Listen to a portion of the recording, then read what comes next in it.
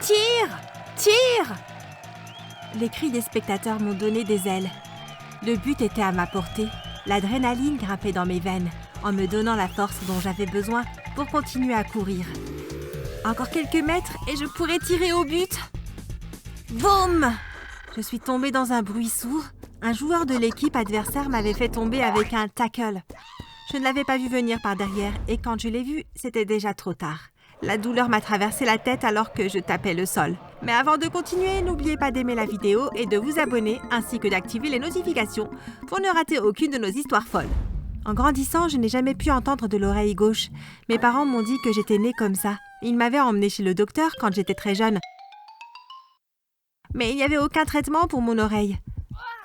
Ça ne me dérangeait pas. J'imagine que j'ai pris l'habitude. J'étais couchée sur le sol en me tenant la tête. Tout à coup, j'ai remarqué quelque chose briller sur l'herbe à côté de moi. Je l'ai pris pour voir ce que c'était. On aurait dit un diamant. Mes équipières ont commencé à se rassembler autour de moi. « Est-ce que ça va ?» Je les ai regardées d'un air surpris. Je pouvais entendre parfaitement ce qu'ils disaient. Je n'arrivais pas à y croire. Je n'étais plus sourde de l'oreille gauche. Je me demandais comment ça avait pu arriver. Puis je me suis souvenue du diamant que je tenais. Est-ce que ça a pu tomber de mon oreille? Je l'ai mis dans ma poche. Je voulais que personne ne sache ce que j'avais trouvé. Après que le match de foot soit fini, je suis rentrée chez moi. J'avais hâte de dire la bonne nouvelle à mes parents. « Maman, papa, venez voir !» J'ai crié folle de joie. « J'ai une bonne nouvelle !» Je leur ai parlé de ma chute durant le match. Et maintenant, je peux entendre parfaitement. Je pensais qu'ils seraient contents pour moi, mais ils n'ont pas eu la réaction que j'espérais. Comment c'est arrivé? Qu'est-ce que tu as fait? J'ai pris un tackle et je suis tombée au sol. Après ça, mon ouïe est revenu. Où exactement est-ce que tu es tombée? C'était environ 10 mètres devant les buts. Pourquoi? Est-ce que tu as vu quelque chose sur le sol à côté de toi? J'ai pensé au diamant que j'avais dans la poche. Est-ce qu'ils parlaient de ça? J'ai préféré ne pas leur dire. Non, je n'ai rien vu. Ok, tu attends ici. On doit aller quelque part. Mon père et ma mère sont sortis. Je n'allais certainement pas rester les bras croisés. Je leur ai donné quelques minutes d'avance, puis je les ai suivis. Ils se dirigeaient droit vers le terrain de foot. J'ai gardé mes distances pour qu'ils ne me voient pas. Quand je suis arrivée au terrain, ils étaient déjà à quatre pattes en train de chercher dans le gazon avec une loupe. Je n'en croyais pas mes yeux. Ils cherchaient le diamant. Est-ce qu'ils savaient qu'il était dans mon oreille? Je n'allais pas attendre plus longtemps. J'ai couru chez moi, aussi vite que je pouvais. Je devais découvrir s'ils connaissaient la raison de ma surdité. Je savais que ma mère gardait tous ses papiers importants dans un classeur. Je suis allée voir si je pouvais trouver une preuve comme quoi il m'avait emmenée chez le docteur. Il devrait y avoir un dossier médical ou quelque chose du genre. J'ai commencé à chercher, mais je n'ai rien trouvé. Puis j'ai trouvé un dossier scellé. C'était écrit « privé et confidentiel ». Ne pas ouvrir. J'ai ouvert l'enveloppe et je l'ai vidée sur le bureau.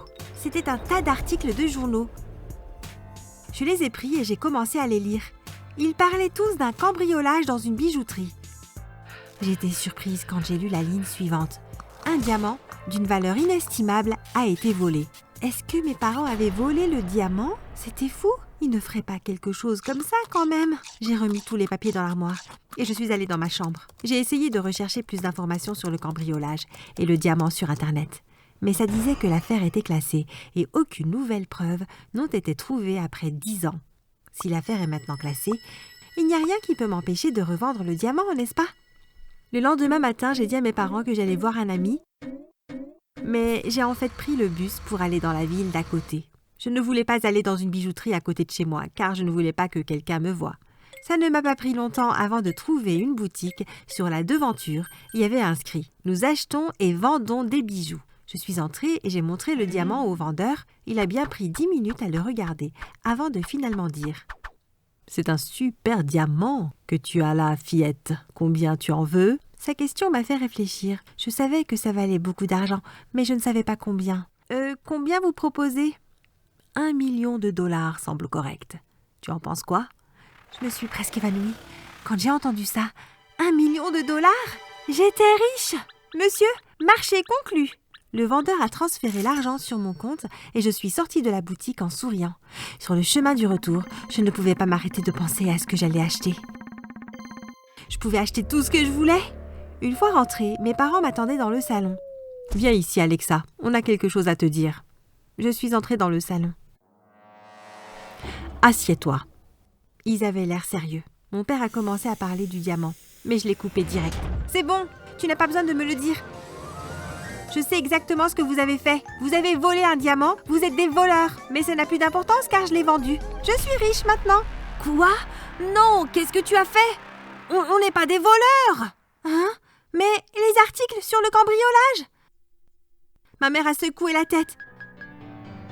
La bijouterie a volé le diamant d'une ancienne tribu Malawi.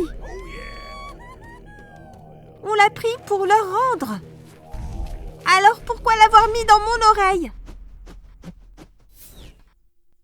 On allait le faire sortir à tes 16 ans.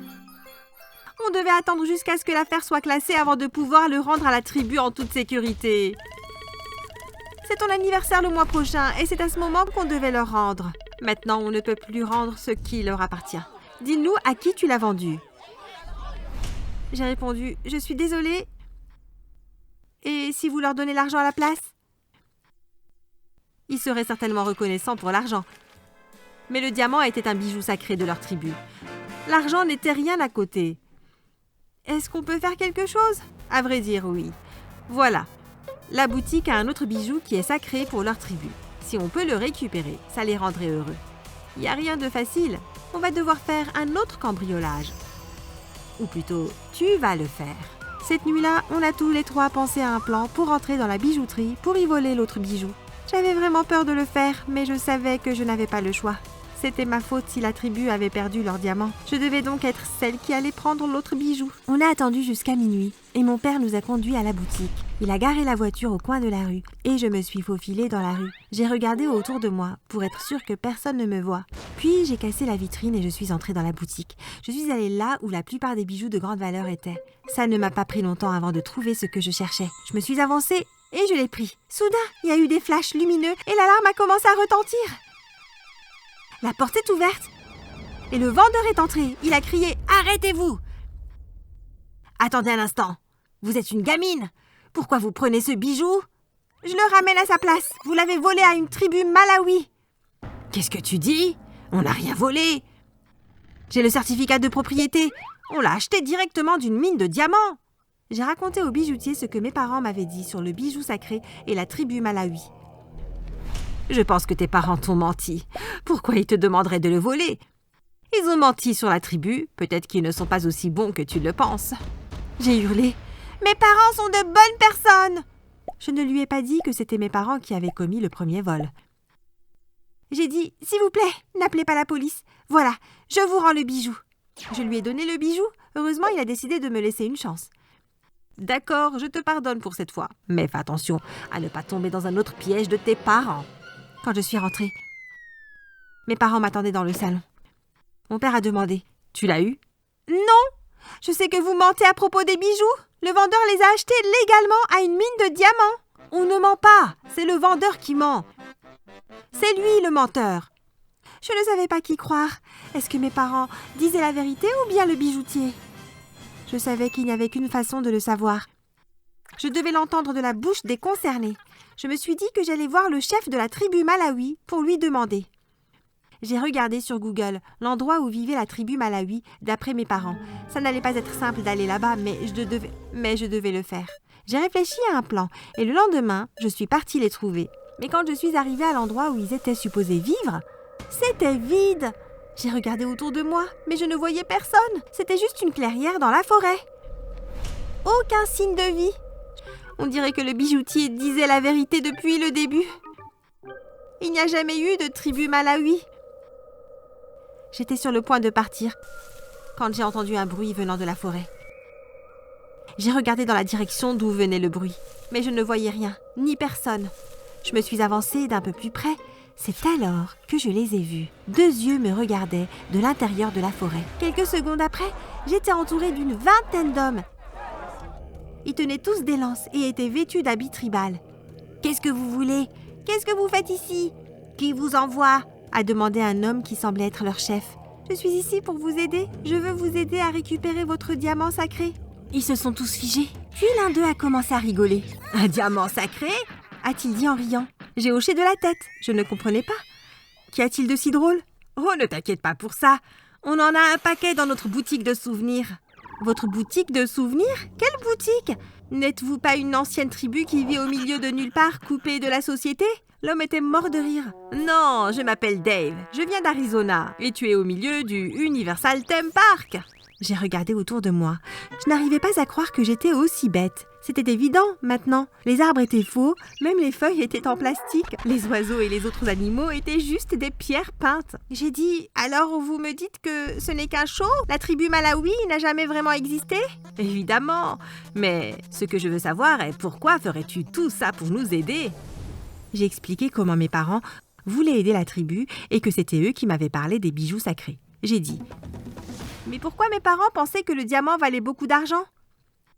Ah, je pense connaître déjà la réponse. Il y a une dizaine d'années, lors de l'ouverture du parc, on a annoncé qu'un diamant d'une valeur d'1 million de dollars avait été perdu quelque part dans le parc. On a dit à tout le monde qu'il y avait une grosse récompense pour celui qui le retrouverait. On a mis l'un des faux diamants de la boutique de souvenirs à l'intérieur du parc. Bien sûr, on a eu des milliers de visiteurs.